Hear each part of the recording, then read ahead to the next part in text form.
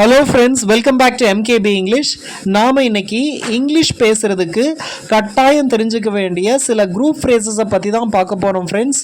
அந்த குரூப் ஃப்ரேசஸை எந்த சுச்சுவேஷனில் நாம் யூஸ் பண்ணலாம் அப்படின்னு பார்க்கலாம் ஃப்ரெண்ட்ஸ். வாங்க வீடியோக்குள்ளே போகலாம். இங்கிலீஷில் நாங்கள் ரெண்டு பேரும் அப்படின்றத போத் ஆஃப் அஸ் அப்படின்னு சொல்லலாம். நாங்கள் ரெண்டு பேருமே மீட்டிங்க்கு லேட்டாக தான் போனோம் அப்படின்றத both of us were late to the meeting அப்படின்னு சொல்லலாம். இங்கே போனோம் அப்படின்றத went late to the meeting அப்படின்னு சொல்லலாம் இல்லையான்னு நீங்கள் நினைக்கலாம். நாம் வார்த்தைக்கு வார்த்தை அப்படியே இங்கிலீஷில் டிரான்ஸ்லேட் பண்ண வேண்டியதில்லை. இங்கிலீஷ்காரங்க அந்த சுச்சுவேஷனை எப்படி சொல்லுவாங்களோ அதே மாதிரி நம்மளும் சொன்னால் போதும். So were late to the meeting அப்படின்றது தான் இங்கிலீஷ்காரங்க சொல்கிறது. அதனால் அப்படி சொன்னால் தான் அது நேச்சுரலாக இருக்கும். அதனால் நம்மளும் both of us were late to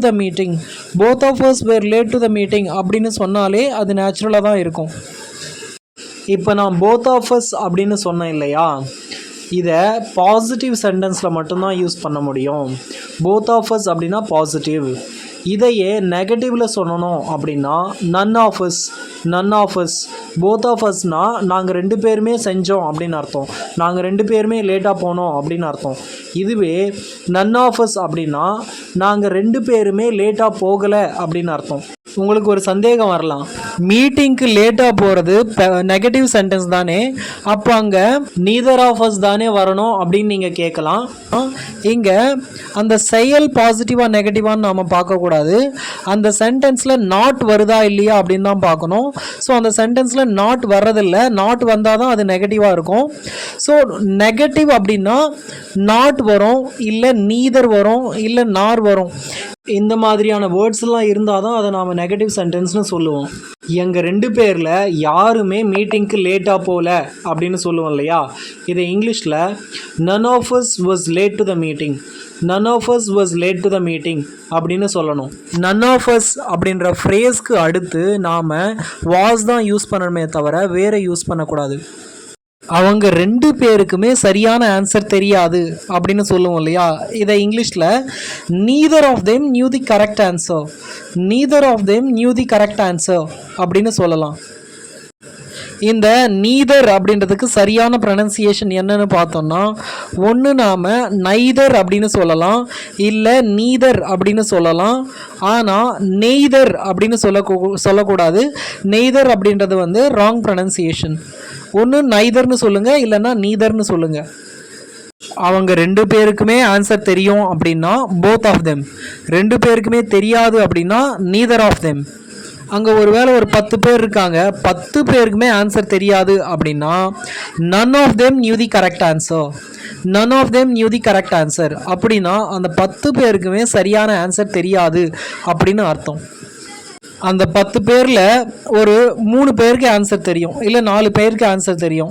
மற்ற 7 பேர்த்துக்கோ இல்லை 6 பேருக்கோ ஆன்சர் தெரியாது அப்படின்னு வைங்க.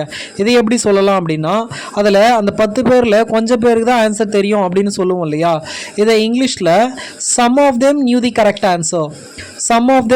Correct answer. கொஞ்சம் பேர், அதில் கொஞ்சம் பேர், 10 பேரில் கொஞ்சம் பேர் அப்படின்னா some of them.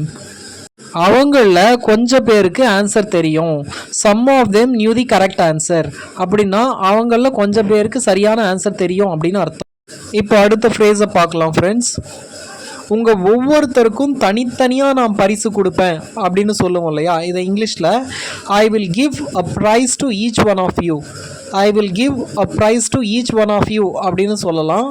Each one of you அப்படின்னா ஒவ்வொருத்தருக்கும் தனித்தனியாக அப்படின்னு அர்த்தம். எங்களில் நிறைய பேர் அன்னைக்கு ஆப்சண்ட் ஆகிட்டோம் அப்படின்னு சொல்லுவோம் இல்லையா, அதை இங்கிலீஷில் most of us were absent that day அப்படின்னு சொல்லலாம்.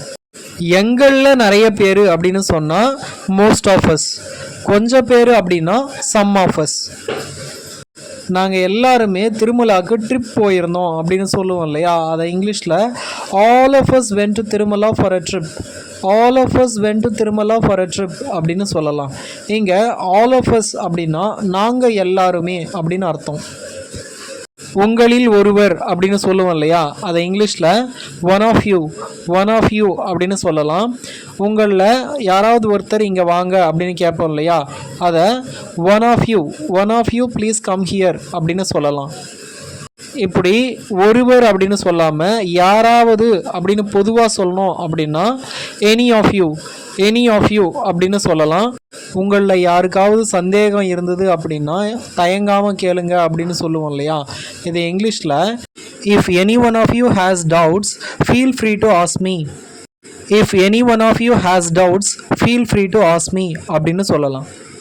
அவங்களில் யாருன்னா ஒருத்தர் அப்படின்னு சொல்லுவோம் இல்லையா, இதை இங்கிலீஷில் ஈதர் ஆஃப் தெம் அப்படின்னு சொல்லலாம். உனக்கு உதவி தேவைப்பட்டது அப்படின்னா அவங்க 2 பேரில் யாராவது ஒருத்தர் உதவி செய்வாங்க அப்படின்றத இங்கிலீஷில் if you need assistance either of them will help you. If you need assistance either of them will help you அப்படின்னு சொல்லலாம். அவ்வளோதான் ஃப்ரெண்ட்ஸ், இந்த வீடியோ உங்களுக்கு யூஸ்ஃபுல்லாக இருந்திருக்கும்னு நினைக்கிறேன். இந்த வீடியோ பிடிச்சிருந்தது அப்படின்னா லைக் பண்ணுங்கள், மறக்காமல் என்னோடய சேனலுக்கு சப்ஸ்கிரைப் பண்ணுங்கள் ஃப்ரெண்ட்ஸ். தேங்க்யூ.